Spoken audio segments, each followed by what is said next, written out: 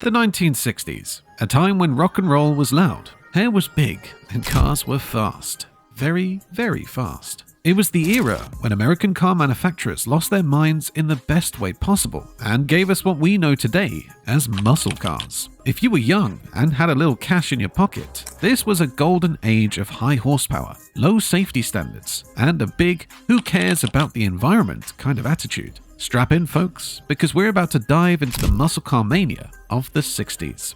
First off, what's a muscle car? I know what you're thinking, and the answer is no. It's not a car that's been lifting weights at the gym, though these cars do pack some serious muscle under the hood. A muscle car is a mid-sized engine car with a massive V8 engine, enough horsepower to launch you into the next decade, and a price tag that wouldn't bankrupt the average Joe. It's the kind of car that's built to make a statement, and that statement is usually something like, let's see who's fastest on the quarter mile. Let's take a spin back to the early 1960s. You've got to understand, America was feeling good. Rock and roll was in full swing and the car industry was booming. Every kid with a dime in his pocket and a love for loud engines was looking for speed. Ford, Chevy, Dodge, they all saw an opportunity here. They realized that if you took a lightweight body, crammed it with a huge engine, slapped on some cool badges and called it something catchy, they could sell like hotcakes. And thus, the muscle car era was born. Let's start with the Pontiac GTO. Now, some folks might argue over what the first true muscle car was, but let's settle this once and for all. It was the 1964 Pontiac GTO. Pontiac didn't just make a car, they started a revolution. They took the modest, reliable Tempest and turned it into a beast. They didn't call it the Great One for nothing. Picture this, a 389 cubic inch V8, cranking out a minimum of 325 horsepower. And if you were feeling particularly frisky, you could even add a tri-power carburetor setup and push it closer to 348 horsepower. This thing was a rocket. The GTO turned heads, emptied wallets, and filled American driveways. And because no one back then was too worried about practicality or restraint, people bought them in droves.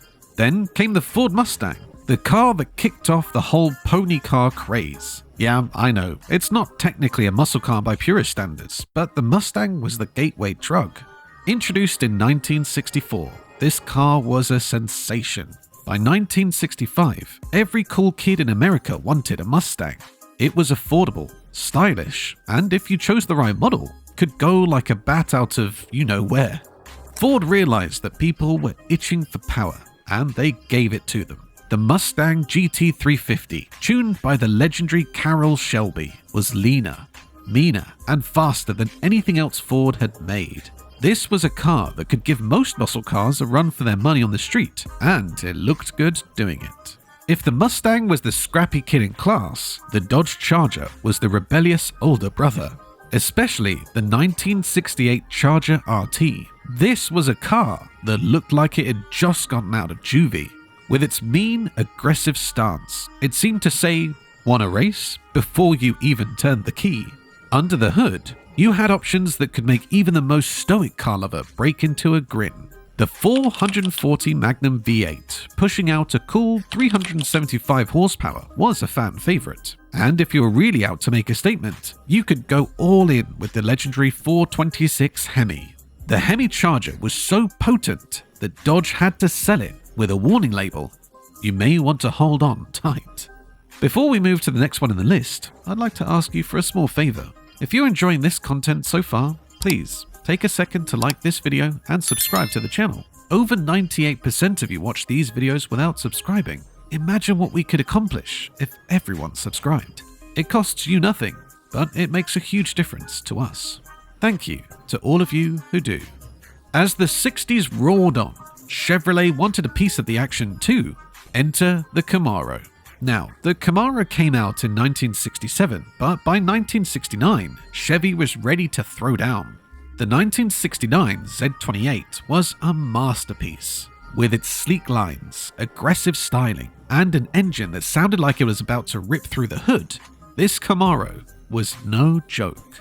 The Z28 packed a 302 cubic inch V8, designed specifically for Trans Am racing. It wasn't the biggest engine, but it had the kind of high revving punch that made every gear shift feel like a mini adrenaline rush.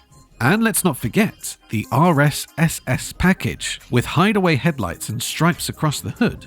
If cars could talk, this one would say, "Get ready to burn some rubber." In 1969, Pontiac introduced the Firebird Trans Am, a car that looked like it had rolled straight off the set of a spy movie. With its unique hood scoops, racing stripes, and that big old wing in the back, it looked fast even when it was parked. The Trans Am wasn't just about looks, though. It had muscle where it counted. With a Ram Air 4 V8 engine option, this car could hit 345 horsepower, and with the right setup, it could do a quarter mile faster than you can say. Are we going to get in trouble for this?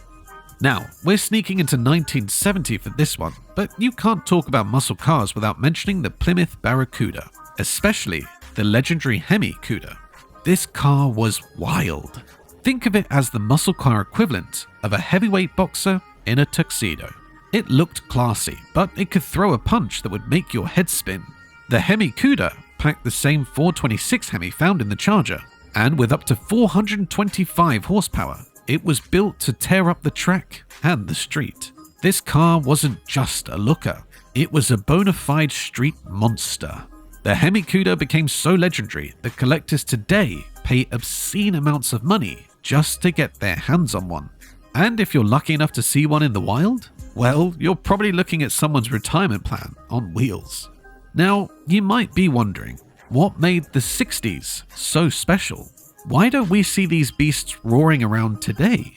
Well, back then, manufacturers weren't hamstrung by fuel efficiency standards, emission regulations, or safety features. Seatbelts? You could always just hold on tighter. It was a time of run what you brung, and the only real concern was, can we make this car faster? Cars of that era weren't just about transportation. They were statements, symbols of American grit and rebellion. These cars didn't just look fast, they felt alive. You weren't just driving, you were taming a mechanical beast. You could feel every piston firing, every gear shift, and every growl from the exhaust, as if the car itself was daring you to push it a little harder. But like all good things, the golden age of muscle cars couldn't last forever.